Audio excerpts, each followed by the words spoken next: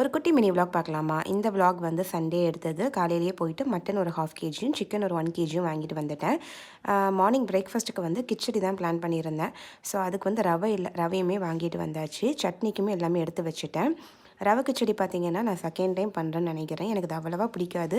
But பண்ணி ரொம்ப நாள் ஆச்சு அப்படின்னு சொல்லிட்டு செஞ்சாச்சு. வெஜிடபிள்ஸ்க்கு வந்து கேரட், பீன்ஸ் மட்டும் தான் இருந்தது. ஸோ அதை ஆட் பண்ணிக்கிட்டேன். பட்டாணி கூட ஆட் பண்ணிக்கலாம்.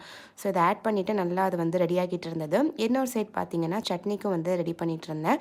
ஸோ என் ஹஸ்பண்டுக்கு வந்து கிச்சடிக்கு சட்னி இருந்தால் தான் பிடிக்கும். ஸோ அதையுமே ரெடி பண்ணி எடுத்து வச்சாச்சு. அண்ட் லஞ்சுக்கு பார்த்தீங்கன்னா சிக்கன் குழம்பு, அதுக்கப்புறம் மட்டன் எண்ணெய் கறி தான் பிளான் பண்ணியிருந்தேன். ஸோ அந்த வெஜிடபிள்ஸ் எல்லாம் நல்லா வதங்கினதுக்கப்புறமா ரவையை ஆட் பண்ணிவிட்டு நல்லா ஒரு 2 மினிட்ஸ் நல்லா வதக்கிறேன்னா, அதுக்கப்புறமா வந்து தண்ணி விட்டு லாஸ்ட்டாக இறக்கும்போது கொஞ்சமாக நெய் விட்டு இறக்கிட்டோம் அப்படின்னா சூப்பராக ரெடி ஆயிரும். என்ன நினச்சேன்னு தெரியல, அதிகமாக பண்ணிவிட்டு ரொம்ப அதிகமாக பண்ணிட்டேன். ஸோ கொஞ்சம் லெஃப்ட் ஓவர் இருந்தது, அது எல்லாமே எடுத்து வச்சு நெக்ஸ்ட் டே தான் யூஸ் பண்ணிகிட்டு இருந்தேன். என் பையனுக்கு வந்து இந்த ரவை கிச்சடியெல்லாம் பிடிக்காது. ஸோ அவனுக்கு வந்து பார்த்திங்கன்னா பிரெட் ஆம்லேட் வந்து போட்டு கொடுத்துட்டு நானும் ஹஸ்பண்ட் உட்காந்து சாப்பிட்டுட்டு இருந்தோம். சாப்பிட்டு முடிச்சுட்டு ஒரு 10:30க்கு மேலே லஞ்சுக்கான வேலையும் ஓடிட்டு இருந்தது. ஸோ எண்ணெய் கறிக்கிறது எல்லாமே ஊற வச்சுட்டேன். அதுக்கப்புறம் அவரைக்காய் பொரியலும் வந்து செஞ்சுருந்தேன்.